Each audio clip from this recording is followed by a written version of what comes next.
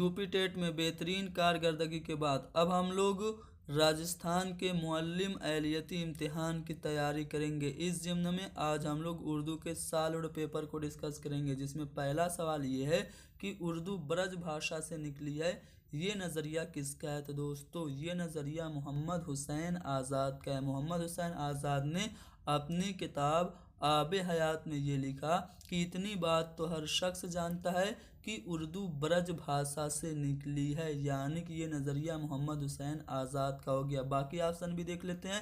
अगर मैं सैयद सुलेमान नदवी की बात करूं तो सैयद सुलेमान नदवी ये मानते हैं कि उर्दू की जाए पैदाइश सरजमीन सिंध में हुई, जबकि महमूद शिरानी ने अपनी किताब पंजाब में उर्दू में ये लिखा कि उर्दू की जाए पैदाइश पंजाब में हुई। जबकि जो मसूद हुसैन खां साहब हैं, इनका मानना ये है कि उर्दू दिल्ली और आसपास के इलाके में नशो नुमा पाई, यानी कि उर्दू की जाए पैदाइश के सिलसिले में मसूद हुसैन खां साहब का मानना यह है कि दिल्ली और उसके आसपास उर्दू की पैदाइश हुई। तो यहाँ पे हमने चारों ऑप्शन को डिस्कस कर लिया। उम्मीद करता हूँ कि उर्दू के आगाज़ और इर्तिका से मुताल्लिक कोई भी नज़रिया आपसे पूछा जाएगा तो आप लोग ज़रूर सही जवाब देंगे। अगला सवाल है कि एराब क्या होता है। तो दोस्तों जो हम लोग किसी भी लफ्ज़ पे ज़ेर ज़बर पेश जो लगाते हैं उसी को हम लोग एराब कहते हैं। यानी कि अगर मैं यहाँ पे दूसरे वाले ऑप्शन की बात करूँ तो ज़ेर और ज़बर को हम लोग क्या कहते हैं, एराब कहते हैं। अगला जो सवाल है वो ये है कि कौन सा लफ्ज़ हरूफ शमसी है। दोस्तों हरूफ शमसी और हरूफ कमरी होता क्या है। तो दोस्तों इसका नाम कैसे पड़ा, अशम्स और अल कमर, इन दो लफ्ज़ों से हरूफ शमसी और हरूफ कमरी को हम लोग पहचान लेंगे। दोस्तों जब हम लोग अशम्स कहते हैं तो यहाँ पे जो लाम है वो साइलेंट हो जाता है, यानी कि हम लोग सीधे क्या कहते हैं, अशम्स कहते हैं। और जब हम लोग हरूफ कमरी की बात करते हैं तो जब हम लोग अल कमर का जब हम लोग प्रोनाउंसिएशन करते हैं तो इसमें जो लाम है वो ज़ाहिर होता है, यानी कि अशम्स में लाम मुखफ़फ़ रहता है और अल कमर में लाम ज़ाहिर होता है। तो इससे हम लोग पहचान लेंगे। अगर मैं पहले वाले ऑप्शन की बात करूं तो ये क्या है, अल बद्र है। तो अल बद्र ये कैसे है, अल कमर के जैसे, यानी कि अल बद्र में भी लाम ज़ाहिर हो रहा है, अल जब्बार में भी ज़ाहिर हो रहा है और अल कबीर में भी ज़ाहिर हो रहा है, यानी कि अल बद्र, अल जब्बार और अल कबीर ये आपके हरूफ कमरी हो गए। अब मैं अगर सी वाले ऑप्शन की बात करूँ तो इसको हम लोग क्या पढ़ेंगे, अत-तौबा पढ़ेंगे, अल तौबा नहीं अत-तौबा पढ़ेंगे, यानी कि यहाँ पे जो लाम है वो साइलेंट है, इसलिए यहाँ पे अत-तौबा जो होगा वो आपका हर्फ शमसी होगा। अगला जो सवाल है कि वह जुमला जिसमें एक से ज़्यादा मुब्तदा और ख़बर हो वो क्या कहलाता है। तो जिसमें एक से ज़्यादा मुब्तदा और ख़बर हो उसको हम लोग मुरक्कब जुमला कहते हैं।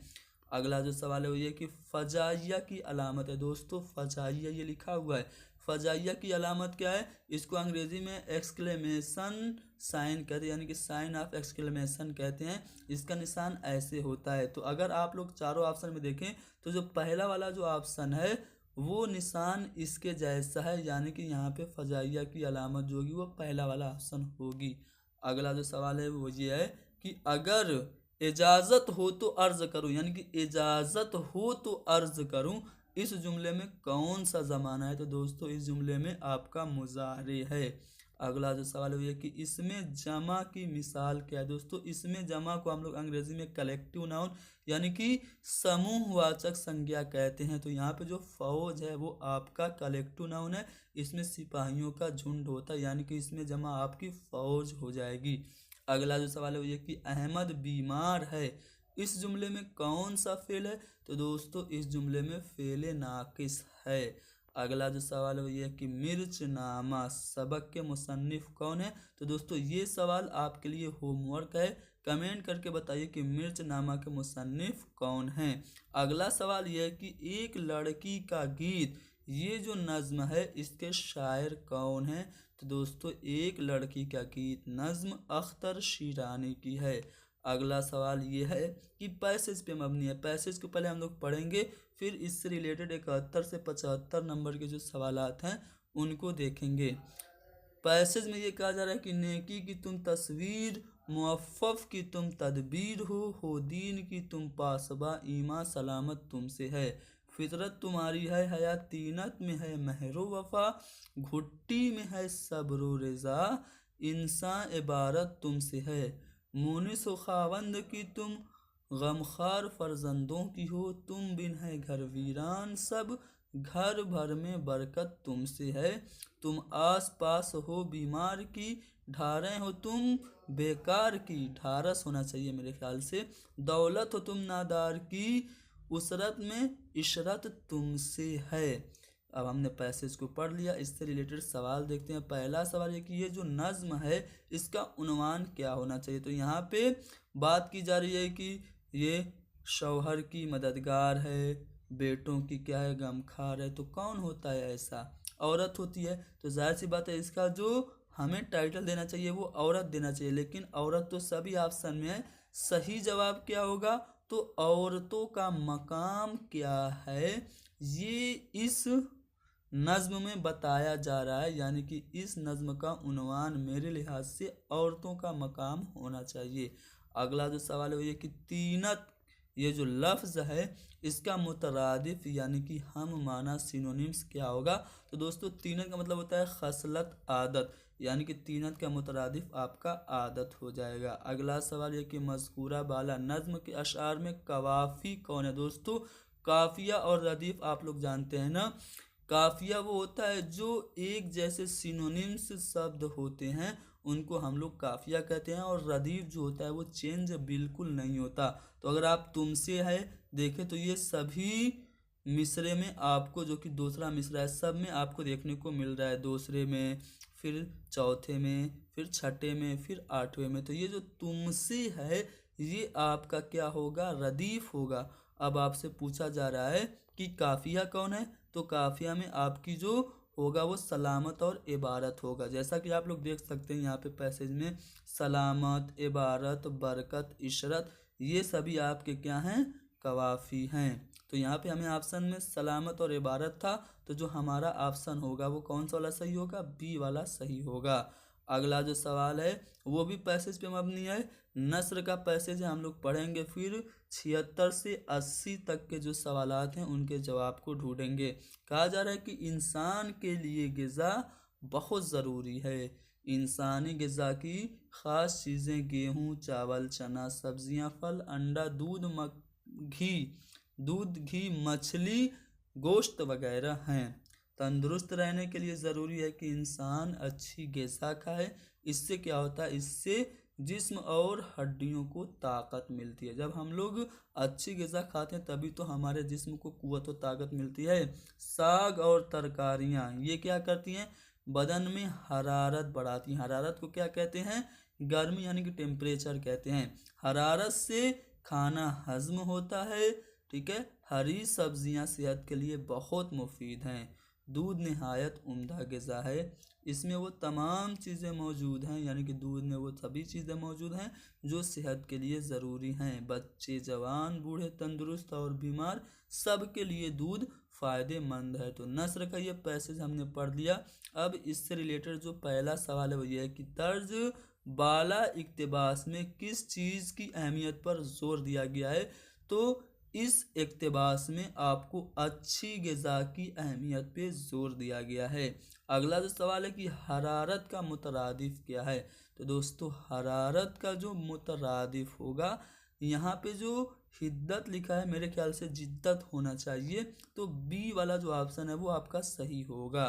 अगला जो सवाल है वो ये कि तंदुरुस्त का मुतज़ाद लफ्ज़ यानी कि अपोजिट लफ्ज़ क्या है। तो तंदुरुस्त यानी कि स्ट्रॉन्ग, मजबूत, और इसका जो उल्टा होगा वो क्या होगा? बीमार होगा। यानी कि अलील जो होगा वो आपके तंदुरुस्त का मुतज़ाद होगा। ग़िज़ा, ये जो ग़िज़ा लफ्ज़ है इसकी जमा क्या होगी? तो इसकी जमा आपकी अग़ज़िया होगी। अगला सवाल है कि साग और तरकारियों से बदन में क्या पैदा होती है, तो पैसेज में सीधे सीधे लिखा गया है कि साग और तरकारियों से बदन में हरारत पैदा होती है। तो यहाँ पे आपको हरारत तो ऑप्शन में दिख नहीं रहा है, मैंने पैसेज को समझाते हुए बताया था कि हरारत के मानी होते हैं गर्मी के। तो यहाँ पे आप सी वाले ऑप्शन के साथ जाएंगे कि साग और गर्मियों और तरकारियों से गर्मी बदन में पैदा होती है। अगला जो सवाल है वही है कि उर्दू किस ज़बान का लफ्ज़ है, तो दोस्तों उर्दू जो है वो तुर्की ज़बान का लफ्ज़ है जिसके माने हैं लश्कर के। अगला सवाल ये है कि सही इमला की निशानदही कीजिए, तो दोस्तों यहाँ पे जो सही इमला है वो क्या है, तो यहाँ पे जो आपका डी वाला ऑप्शन है हाजिक, ये आपका सही इमला होगा। अगला सवाल है कि उर्दू में कौन सा रस्म ख़त मुश्तमिल है, तो उर्दू में जो लिपि लिखी जाती है इस्तेमाल की जाती है वो ख़त नस्तालिक है। अगला सवाल कि गज़ल में मतला के बाद आने वाले मतला को क्या कहते हैं, यानी कि दूसरे मतला को हम लोग क्या कहते हैं, तो उसको हम लोग हुस्न मतला कहते हैं। अगला जो सवाल है कि किसके बगैर गज़ल कहना मुमकिन नहीं है, तो दोस्तों आप लोग जानते हैं कि गज़ल में सब गज़ल में क्या होता है, हर शेर में काफिया और रदीफ होता है, तो काफिया अगर नहीं है तब भी रदीफ का होना बिल्कुल ज़रूरी है, तभी गज़ल कहलाएगी। तो गज़ल रदीफ के बगैर मुमकिन नहीं है। अगला सवाल यह है कि बेखतर कूद पड़ा आतिश नमरूद में इश्क अक्ल है महवे तमाशाए लबे बाम अभी, इस शेर में कौन सी सिनत इस्तेमाल की गई है, तो दोस्तों जैसा कि आप लोग जानते हैं कि जिस शेर में किसी मशहूर किस्से या फिर रिवायती वाक़े की तरफ या फिर तारीख़ी वाक़े की तरफ इशारा होता है तो उसमें आपका सिनत तलमी होता है। इस शेर में नमरूद ने जो आग जलाई थी और उसमें हज़रत इब्राहीम अलैहिस्सलाम को फेंकने का जो इरादा था वो बात बिल्कुल बयान की जा रही, यानी कि तारीख़ी वाक़या बताया जा रहा है, इसलिए इस शेर में आपकी सिनत तलमी हो जाएगी। तो यहाँ पे हमारा सी वाला ऑप्शन सही जवाब है। अगला जो सवाल है वो ये है कि ज़ैल में किस लफ्ज़ की इमला जो है वो दुरुस्त है, तो दोस्तों यहाँ पे जो वज़ा और क़ता है सी वाला ऑप्शन इसकी इमला बिल्कुल सही है। अगला सवाल है कि तलबा को नई मालूमात हासिल करने के लिए ज़हनी तौर पर आमादा करता है वो क्या कहलाता है। अगर आप जा रहे हैं क्लासरूम में बच्चों को नई मालूमात हासिल करने के लिए आप क्या करेंगे, तैयार करेंगे, तो आप उसके लिए क्या करेंगे, पहले बच्चों के लिए तमहीदी सवालात करेंगे, यानी कि प्रस्तावना के प्रश्न इंट्रोडक्शन करेंगे। तो यहाँ पे तमहीद जो है वो ज़रूरी है नई मालूमात हासिल करने के लिए, ज़हनी तौर पर बच्चों को तैयार करने के लिए, तो बी वाला ऑप्शन सही होगा। अगला जो सवाल है वो ये कि किसका मकसद बच्चों को एक मेयार तक पहुंचाना है, तो अखलाकी तालीम का मकसद होता है कि बच्चों को एक मेयार और कसौटी तक पहुंचाया जाए। अगला सवाल है कि इब्तिदाई मंजिल पर तदरीस ज़बान के बुनियादी मकासद हैं। अगर मैं एलिमेंट्री लेवल पे बात करूं तो एजुकेशन का जो मेन एम है वो क्या है, तो दोस्तों बोलना पढ़ना लिखना, ये जो चारों स्किल हैं वही सिखाने के लिए हम लोग इब्तिदाई ज़बान में इब्तिदाई मंजिल पे हम लोग ज़बान पढ़ाते हैं, यानी कि बोलना पढ़ना लिखना समझना और सिखाना, यही बुनियादी मकसद है इब्तिदाई मंजिल पर तदरीस ज़बान का। तो सी वाला ऑप्शन सही जवाब होगा। यहाँ पे हमने 30 सवालात जो कि राजस्थान के टेट में पूछे गए थे आपके सामने डिस्कस किया। उम्मीद करता हूँ कि सवालात आप लोगों को पसंद आए होंगे। पसंद आए हैं तो इस वीडियो को ज़्यादा से ज़्यादा शेयर करें। हैदरी स्टडी पॉइंट पर बने रहें। उर्दू के सभी कंप्यूटर एग्ज़ाम की तैयारी यहाँ से कराई जाएगी, चाहे वो टीजीटी हो, पीजीटी हो, नेट जेआरएफ हो या फिर यूपी में जो डीएलएड होता है यानी कि जो बीटीसी होता है उसमें भी 2 सेमेस्टर में उर्दू ऑप्शनल होता है। तो जिन लोगों ने उर्दू का ऑप्शन चुना हुआ है बीटीसी में उनके लिए भी हमारे चैनल के ज़रिए वीडियोस दस्तयाब कराई जाएंगी।